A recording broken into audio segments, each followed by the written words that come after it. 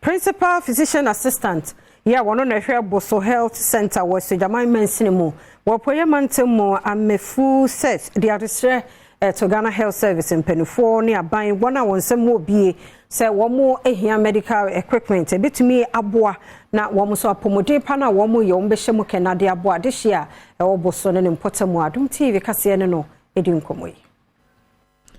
Doctor will share Boso Health Center so Amefu Seth any amani boni enkomo twetwe mu no ene wode to n'anim se wonum enya ayaresabia infidie bi te se automated chemistry analyzer HP Metropolis machine any ultrasound scanner ebeboa am wonum tumi ayi won adwuma yie e wa ayaresabia honomo owura yi ede sansemi to dwa wa abra protecting the purpose of foundation ede ayaresabia infidie bi ekoma wonum.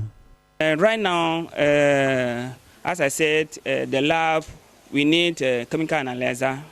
We need G6PD machine to check the G6PD status because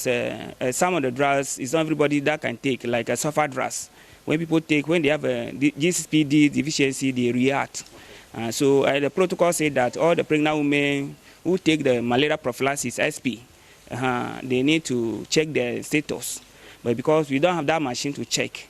so we just give the drugs hoping that nothing will happen. So we'll be happy that if we get those machines. Osaberima Ajiman obueshia wotosumienu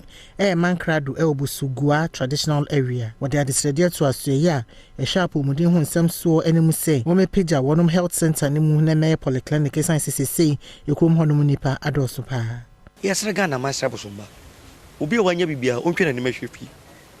obi a waba boso no drop boso man nke na mehwe ya pese clinic we ya upgrade no e yan polyclinic ni obi a betim dia bo bia ketwa bia so onfa me bo boso man